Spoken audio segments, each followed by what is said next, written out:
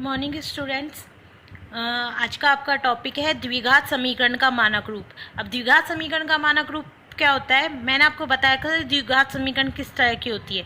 मतलब वह समीकरण जिसकी घात 2 हो, जिसमें x की घात 2 उच्चतम x की उच्चतम घात 2 हो, या वह बहुपद जिसकी बहुपद की घात 2 हो, तो वह क्या कहलाता है, द्विघात बहुपद। और द्विघात बहुपद है तो बहुपद वो समीकरण कैसे बनेगा, उसको बराबर 0 के कर दो। अर्थात पहले तो हम देखते हैं कि द्विघात बहुपद कैसा होता है। द्विघात बहुपद कैसा होता है, अगर कोई x में द्विघात बहुपद है तो वो कैसा नजर आएगा कि f(x) बराबर ax² plus bx plus c, जहां पर इस टाइप का होगा। ठीक है, x की देखो यहाँ पर उच्चतम घात कितनी है, 2। ठीक है, तो ये एक द्विघात बहुपद होगा जहां पर a b c ये क्या होती है, वास्तविक संख्याएं। a b c वास्तविक संख्याएं होती हैं, और a क्या होना चाहिए, नॉट इक्वल टू 0, क्योंकि अगर a का मान 0 हो गया तो ये वाला पद जो होगा, पहला पद, ये 0 बन जाएगा। 0 बन जाएगा तो बचेगा क्या, सिर्फ bx प्लस c। और b जैसे अगर a बराबर 0 हुआ तो ये fx क्या हो जाएगा, fx बराबर ये तो हो जाएगा 0x², मतलब 0 पूरा पद, ये bx प्लस c, मतलब क्या बचेगा, ओनली bx प्लस c। अब देखो, अगर fx का मान bx प्लस c है तो यह एक घात में क्या हो जाएगा। अब देखो, x की घात 2 नहीं बची, उच्चतम घात x की कितनी हो गई, 1, तो ये एक घातीय है, या बोल सकते हैं अपन रेखिक बहुपद हो जाएगा। ठीक है, तो ये द्विघात बहुपद नहीं रहेगा, इसलिए a का मान कभी भी 0 नहीं हो सकता। ओके, अगर a का मान 0 है तो वह द्विघात बहुपद नहीं है। ये कौन सा बहुपद है, द्विघात बहुपद। ठीक है, हम किसकी बात कर रहे हैं यहाँ पर, समीकरण की। समीकरण का मतलब क्या होता है कि जिसके बराबर में 0। तो अगर हम कोई कह ले कि यदि, मतलब यह fx एक द्विघात बहुपद है, तो fx द्विघात बहुपद है, तो fx बराबर 0 क्या हो जाएगा, एक द्विघात समीकरण। मतलब fx को 0 के बराबर रख दो तो यह एक द्विघात समीकरण होता है। इसको द्विघात समीकरण बोलेंगे। मतलब कोई भी बहुपद दे रखा है, उसको अगर 0 बराबर 0 कर दे तो वह द्विघात समीकरण होता है। ठीक है, अगर इस टाइप का हो तो द्विघात बहुपद हो तो। अगर रेखिक बहुपद है, रेखिक बहुपद बराबर 0 कर देंगे तो वह रेखिक समीकरण कहलाएगा। ठीक है, तो मानक रूप लिखें अगर हम उसका, द्विघात समीकरण का, द्विघात समीकरण का मानक रूप, तो मानक रूप क्या हो जाएगा, ax² plus bx plus c बराबर 0, जहां a नॉट इक्वल टू 0। ये जो समीकरण है ये द्विघात समीकरण का क्या कहलाता है, मानक रूप। ठीक है, बस इतना पता होना चाहिए कि द्विघात समीकरण इस तरह की दिखती है। ओके, अगर कोई इस तरह की दिखने वाली कोई भी समीकरण होगी तो वह क्या हो जाएगी, द्विघात समीकरण। अब हम चेक करेंगे कि अगर कोई समीकरण द्विघात है या नहीं है। ऐसा नहीं है कि ऐसे रूप में दिया है तो अपन देख सकते हैं, लेकिन ऐसे रूप में बनाने के लिए पहले बनाना भी तो चाहिए समीकरण। अगर किसी रूप में, जैसे एग्जाम्पल लें कि हमने कोई समीकरण दे दी x minus 2 x minus x plus 1 बराबर x माइनस 1 x प्लस 3, ये कोई समीकरण है। ठीक है, इसमें बोला है कि जांच करके बताओ कि यह द्विघात समीकरण है या नहीं है, कि जांच करो कि यह द्विघात समीकरण है या नहीं। यही सवाल दिया हुआ है। ठीक है, कोई समीकरण दे दी, फिर उसकी जांच करनी है कि ये द्विघात समीकरण है या नहीं है। अब कैसे जांच, देखो इसका रूप और इसका रूप अलग अलग है।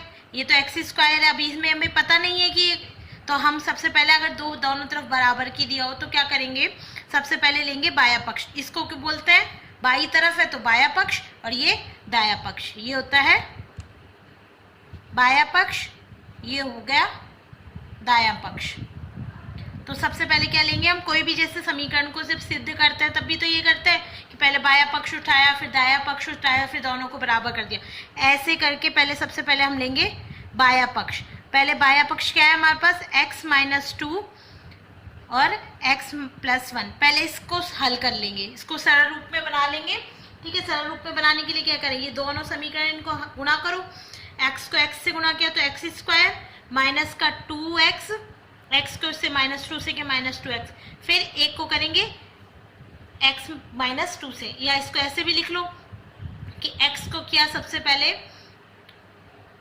x को किया x प्लस 1 से, फिर माइनस 2 को वापस किया x प्लस 1 से।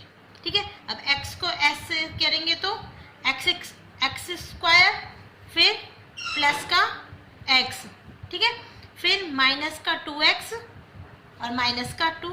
ठीक है, फिर अब 2x में से माइनस के 2x में से प्लस का x गया तो कितना बचेगा, 1x माइनस 2, यही बचा। ठीक है, हो गया। अब इसको आगे हल नहीं कर सकते। अब लेंगे दूसरा दायां पक्ष। दायां पक्ष क्या है, x माइनस 1 x प्लस 3। ठीक है, अब इसमें देखो x को पहले किससे गुणा करना है, x प्लस 3 से, फिर माइनस 1 को करना है वापस x प्लस 3 से।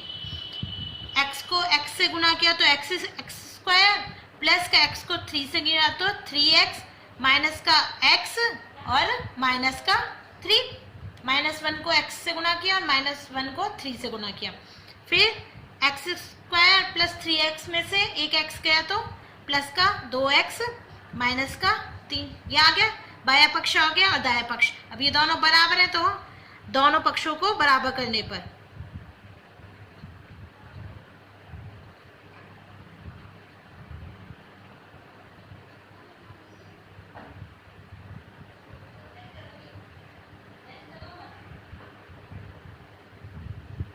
दोनों पक्षों को बराबर रखेंगे।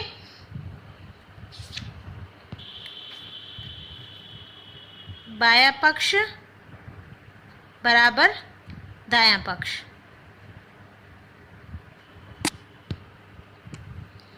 बायां पक्ष बराबर बायां पक्ष क्या था, x square minus x minus का 2 बराबर एक्स स्क्वायर प्लस का 2x माइनस का 3।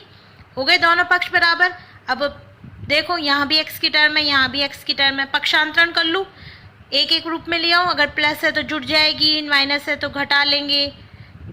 पक्षांतरण करने पर मतलब एक तरफ आपको जीरो बनाना है, क्योंकि आपने देखा था द्विघात समीकरण में एक तरफ जीरो था, उसके अलावा सारे पद थे। तो ये सारे के सारे इधर जो दायां पक्ष है मैं इधर की तरफ ले आऊँ बायां पक्ष, तो पक्षांतरण करने पर एक्स स्क्वायर, ठीक है, यहाँ एक्स स्क्वायर था, यहाँ से एक्स प्लस का है, यहाँ कर माइनस का, ठीक है, फिर माइनस एक्स था यहाँ पे पहले से ही, यहाँ प्लस का 2x है, इधर आके माइनस का 2x, फिर यहाँ क्या था माइनस का 2 है, फिर यहाँ माइनस 3 प्लस का 3 बन जाएगा, बराबर क्यों, सारे के सारे जो भी पद हैं वो सारे मैं इधर ले आई, पक्षांतरण कर दिया, सबका बराबर जीरो बना लिया। ठीक है, अब एक्स स्क्वायर में से एक्स स्क्वायर गए तो क्या होगा, जीरो, ये तो कट गया। अब माइनस के x और माइनस के 2x, तो कितना बचा माइनस का 3x, फिर माइनस के 2 में से प्लस का 3, तो कितना बचा प्लस का 1 बराबर जीरो। अब इसको भी मैं पक्षांतरण करके लेके जा सकती हूँ ना, इसको इधर लिया तो अगर प्लस का बनाना है हो तो 3x इधर जाके 3x, इसको ये लिख सकती हूँ ना 3x माइनस का 1, ठीक है, या फिर हम लिख लें इसको 3x माइनस का 1 बराबर जीरो, ये आ गया।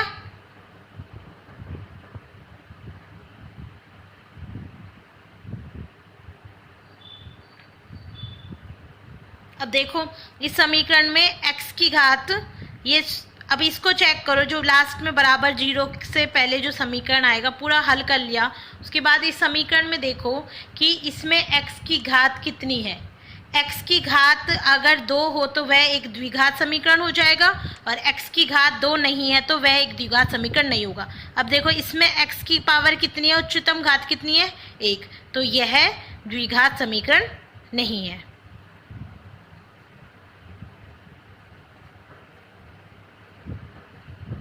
पता चल गया, देखिए कि x की घात कितनी है, उच्चतम घात देख लो, अगर वह 2 हो जब तो द्विघात समीकरण है, और अगर 2 नहीं है तो ये द्विघात समीकरण नहीं है। कौन सा समीकरण द्विघात नहीं है? जो हमने देखा था। कौन सा देखा था? x माइनस 2, इसको सॉल्व भी तो किया हमने। x माइनस 2 x प्लस 1 बराबर x माइनस 1 x प्लस 3, यही तो जो समीकरण है, यह द्विघात समीकरण नहीं है। इसी को तो चेक करना था, इसको सरल रूप में बनाया और यह अंत में इस रूप में आया। इसके बाद हमने चेक कर लिया इससे कि इसमें पावर है या नहीं है, तो ये द्विघात समीकरण। एक और सवाल देखते हैं सही। अब यही सवाल है, इसमें भी क्या करना है, जांच करनी है कि द्विघात समीकरण है या नहीं।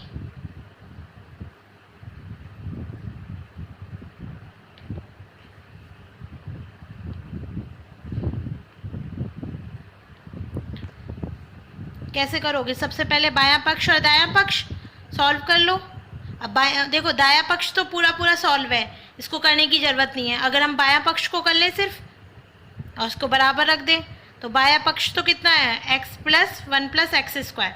अब देखो इसमें क्या कर सकते हैं, नीचे मैं लघुत्तम ले लूँ, ठीक है, कितना है लघुत्तम x। अब x का x से गुणा किया तो एक्स स्क्वायर प्लस का 1, ये आ गया इसको सॉल्व करने पर, ठीक है। अब दायां पक्ष तो हमारा, दायां पक्ष बराबर कितना है, एक्स स्क्वायर। अब दोनों पक्षों को बराबर कर लूँ, एक्स स्क्वायर को तो हम कुछ नहीं कर सकते ना, तो दोनों पक्षों को बराबर रखने पर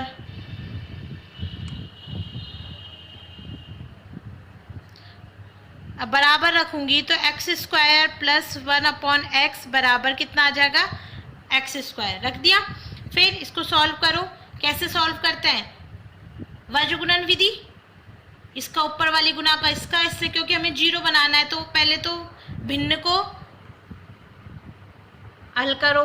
वज्र गुणन विधि से ऊपर वाला इससे नीचे वाली गुना, ठीक है, x square plus 1 x square plus 1, ठीक है। फिर x को x क्यूब से गुणा किया तो ये आ गया x क्यूब। अब सारे पद एक तरफ लेके आने होते हैं, मैं इधर लेके आ गई। अब इधर बड़ी संख्या तो x3 प्लस का एक्स स्क्वायर प्लस का 1, एक्स क्यूब है, इधर लेके आ गई, या इसको इधर ले जाओ कोई फर्क नहीं पड़ेगा, मैं इसको इधर लेके आ गई। तो ये क्या बनी समीकरण, देखो। अब इसको वापस या फिर ऐसे करो डायरेक्ट, आप देख लो, इसको बड़ी पावर है, हमें बड़ी की तरफ ही लेके आना है, तो x cube minus x square minus का 1 बराबर 0, ये सारे पद मैं इधर ले गई, ये भी 0 के बराबर हो गया।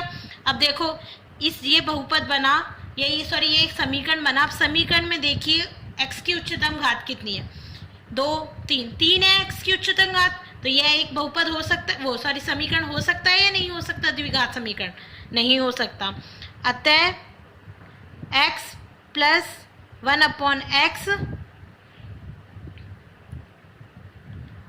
बराबर एक्स स्क्वायर एक द्विघात समीकरण नहीं है। अब आगे आपका है टॉपिक कि द्विघात समीकरण को कौन सी विधि से हल करना है, गुणनखंड विधि से। गुणनखंड विधि से द्विघात समीकरण को हल कीजिए, ठीक है। हल करने से मतलब है उनके मूल निकालिए, द्विघात समीकरण के हल समीकरण, ठीक है। हल करना है मतलब गुणनखंड विधि से हमें उसके मूल निकालने हैं, वही उसका क्या हो जाता है, हल हो जाता है, ठीक है। अब नॉर्मल अगर कोई भी समीकरण, द्विघात समीकरण कैसी होती है, A X square plus B X plus C बराबर 0 and A not equal to 0, यही द्विघात समीकरण का मानक रूप होता है। तो ये द्विघात समीकरण हो गई, द्विघात समीकरण, ठीक है। अगर अब इसको एग्जाम्पल से देखिए कि गुणनखंड विधि कैसे होती है, तो हमने मान लिया कि कोई एग्जाम्पल ले लिया कि ये एग्जाम्पल है 52x स्क्वायर प्लस का 7x प्लस का 5√2 बराबर 0 को गुणनखंड विधि से हल कीजिए। गुणनखंड विधि से हल करो।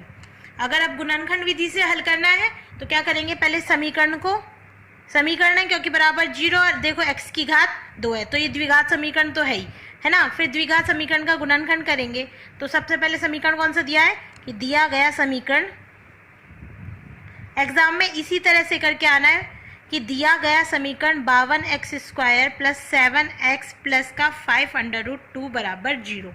ठीक है, क्या करना है हमको, गुणनखंड करना है। तो गुणनखंड करने पर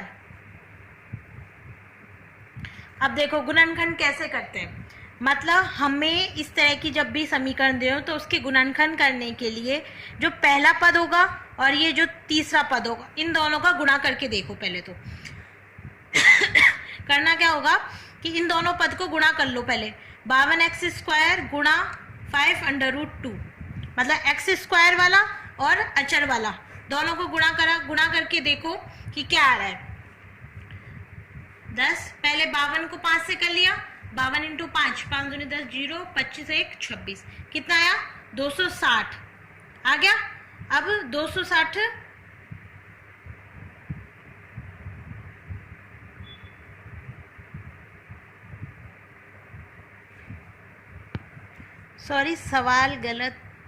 ये सवाल ऐसा है कि √x² प्लस 7x प्लस 5√2 बराबर 0, ये अंडर रूट में है। √2x² प्लस 7x प्लस 5√2 बराबर 0। तो हमें करना तो वही है कि जो प्रथम पद है और तीसरा पद उन दोनों को मल्टीप्लाई करना है, मतलब √2x² गुणा में 5√2 गुणा किया। पहले 5 को पहले जो 5√2 को 2 से गुणा किया तो कितना आएगा 5 गुणा में √2 को √2 से करेंगे तो 2 और गुणा में x², यही है मतलब 10x²। अब देखना है कि ये जो आना है मतलब हमें 7x को इस प्रकार से तोड़ना है, इस तरह से प्लस या माइनस में विभाजित करना है कि गुणा करने पर तो 10x² आए और जोड़ने घटाने पर क्या आ जाए 7x। मतलब जैसे पहला पद तो ऐसा का रहेगा √x², सिर्फ गुणा करके देख लेंगे साइड में कि हाँ कितना आ रहा है। फिर हमें और लास्ट का जो है पद वो भी ऐसा रहेगा 5√2 बराबर 0। बस बीच वाले को इस प्रकार से तोड़ना है कि अगर हम घटाएं या जोड़े तो कितना आ जाए 7x, और अगर उनको गुणा करें दोनों को तो गुणा करने पर क्या आ जाए 10x²। ठीक है, तो 7x के किस तरह से टुकड़े करूं, क्या हो सकता है 7x के टुकड़े, अगर इसको मैं करूं 5x प्लस के 2x कर सकते हैं। ठीक है, या फिर शुरू से ही ले लो कि x प्लस 6x हो सकता है, 2x प्लस 5x हो सकता है, 3x प्लस 4x कर सकते हैं और 4x प्लस का 3x हो सकता है, 5x प्लस का 2x और 6x प्लस का x। प्लस में देखें तो 7x को इसी प्रकार से तोड़ सकते हैं, और अगर माइनस में जाए तो माइनस में कैसे कि 7x में क्या घटाऊं, मतलब मैं अगर 5x को 8x में से x घटाऊं, ठीक है, तो हो सकता है 9x में से 2x घटाऊं तो 7x आ जाए। लेकिन हमें ये भी तो देखना है कि इसको और इसको गुणा करने पर क्या आना चाहिए 10x²। जोड़ने पे तो 7x आ रहा है, घटाने पर भी 7x आ रहा है, लेकिन कौन से दोनों को गुणा करने पर क्या आ जाए 10x²। जैसे अब मैंने x और 6x को जोड़ा, कितना आया 7x। ठीक है, लेकिन अब इनको गुणा करके देखूं तो x को 6x से गुणा किया तो कितना आ जाएगा 6x²। आ रहा है, नहीं आ रहा, तो ये गलत हो गया। दूसरा चेक करो, अब पहले माइनस वाला चेक कर लेती हूँ कि 8x माइनस x कितना आ रहा है 7x। ठीक है, 7x, अब इन दोनों को गुणा करूं तो कितना आ जाएगा माइनस का 8x²। माइनस का 8x² आ जाएगा, 8x को और माइनस x को गुणा किया। अब देखो पहले तो यहाँ माइनस तो इसलिए ही नहीं आएगा, हम देख सकते हैं क्योंकि अगर इन दोनों को गुणा करूंगी तो माइनस आएगा और यहाँ पर माइनस नहीं है। ठीक है, माइनस नहीं है तो आनी तो दोनों प्लस की संख्या है। फिर प्लस की भी ये देखो 6x² आ रहा है गुणा करने पर। अब मैं अगर इसको और इसको करूं 2x प्लस 5x कितना आया 7x, और 2x को 5x से मल्टीप्लाई करूँ, गुणा करूँ तो कितना आ जाएगा 10x²। आ गया। आगे देखेंगे तो कितना आ जाएगा 12x² आएगा। ये सही नहीं है, ये भी गलत है, ये भी गलत है, क्योंकि 12x² ही आएगा। ये कितना आएगा 10x² आएगा और ये 6x² है। ठीक है, यही आ रहा है इनको गुणा करने पर। अब देखो ये दोनों हो नहीं सकते, ये नहीं हो सकता, या तो ये होगा या फिर ये होगा। अब इन दोनों सेम ही है, कोई भी दो संख्याओं को जोड़ने या घटाने पर, अब इन दोनों को देख लो, दोनों सेम ही है, क्योंकि कोई भी दो संख्याओं को जोड़ो बराबर, 4 को 5 में जोड़ू या 5 को 4 में जोड़ू, बात एक ही है। ठीक है, दोनों से ही 9 आ रहा है, तो इनकी जगह कुछ भी लिख सकते हैं। तो मैंने 2x + 5x लिख लिया या 5x + 2x लिख लिया। मैं 2x + 5x लिख रही हूँ, 2x + का 5x। वो क्यों? क्योंकि देख सकते हैं, अगर थोड़ा बहुत देखें कि यहाँ पे 2 है, यहाँ भी 2 है। ठीक है, तो थोड़ा कॉमन आने में, उभयनिष्ठ या अपन बोल सकते हैं दोनों में कॉमन चीज आने में देख सकते हैं ना कि यहाँ भी 2 है, तो √2 समथिंग बना सकती हूँ। यहाँ 5 है, यहाँ भी 5 है, इसलिए मैंने इसको 5x + 2x ना लिख के 2x + 5x लिखा है। ठीक है, हो गए टुकड़े। फिर क्या करेंगे, कॉमन लेंगे, उभयनिष्ठ देखेंगे कि दोनों में क्या सेम है। तो यहाँ √2x, इसको गुणा करके अलग अलग देख लो। ये सिर्फ मैं आप समझाने के लिए कर रही हूँ, जरूरी नहीं है कि आपको एग्जाम में आपको सीधे कर सकते हो, बस मैं आपको समझाने की वजह से कर रही हूँ कि इसको हम ऐसे टुकड़े कर सकते हैं। अब 2 को √2 गुना √2 गुणा x लिख सकते हैं। 5, यहाँ भी 5 है ही, ठीक है, तो करने की जरूरत है नहीं। तो हमने 5 गुणा x + 5 गुणा √2 बराबर 0। खोल लिया, सबको अलग अलग गुणा में के रूप में लिख लिया, गुणनखंडों के रूप में। अब देखो इसमें √2 है, इसमें भी √2 है, x है, इसके अलावा कोई पद कॉमन नहीं है। तो यहाँ क्या बचा, √2x तो बाहर निकाल लिया, बचा क्या, ओनली एक x, और यहाँ पे क्या बचा √2। यही हुआ। अब देखो इन दोनों में देखो, यहाँ पर 5 है, यहाँ भी 5 है, बस इसके अलावा कोई चीज कॉमन नहीं है, तो 5 बाहर निकाल ली, x बीच में प्लस है, √2 बराबर 0। ठीक है, फिर अब इन दोनों पदों में देखो, इसमें x + √2 है, इसमें भी x + √2 है। बराबर की तरफ दोनों तरफ अगर बराबर की चलती है संख्याएं तो ये वाला चिन्ह आता है। ओके, फिर अब देखो इसमें x + √2, इसमें भी x + √2, दोनों में कॉमन है, तो x + √2 वापस बाहर निकाल लिया, बचा क्या यहाँ से √2x + का 5, ठीक है, बराबर 0, यही बचा। अब क्या करेंगे, मैंने बताया था दो संख्या अगर आपस में गुणा हो और बराबर में 0 हो तो या तो ये संख्या होगी या फिर ये संख्या बराबर 0 होगी। तो क्या लिख सकते हैं, या, इसका मतलब भी यही होता है। ओके, इसको हम या लिख सकते हैं या फिर आप इस तरह से चिन्ह बना सकते हो। फिर या तो क्या होगा x + √2 बराबर 0, या फिर हम लिख सकते हैं √2x + 5 बराबर 0। इन दोनों पदों में से कोई सा 0 होगा। अब इसमें से 0, तो इसको लिख सकते हैं x का मान पक्षांतरण कर दिया तो माइनस का √2 आ गया। यहाँ पर आया तो √2x बराबर माइनस का 5, और क्या x बराबर ये √2 गुणा में यहाँ आकर बराबर के बटे में भाग में चला जाएगा, तो 5x बराबर माइनस का 5 √2। ठीक है, x के 2 मान आ गए, x के 2 मान पर इस समीकरण का क्या होगा, हल हो जाएगा। तो यही जो 2 मान है, यही इसके क्या कहलाते हैं, मूल कहलाते हैं। क्या कहलाते हैं, मूल कहलाते हैं, इन्हीं को हल भी बोला जाता है। तो अगर हमसे पूछे कि इस द्विघात समीकरण का गुणनखंड विधि से मूल ज्ञात कीजिए, रूट्स ज्ञात कीजिए, रूट्स बोलते हैं इंग्लिश में, मूल ज्ञात कीजिए या हल ज्ञात कीजिए, तो यही होगा। अतः x बराबर माइनस का 5 √2 और x बराबर माइनस का √2 दिए गए समीकरण के क्या है, मूल है।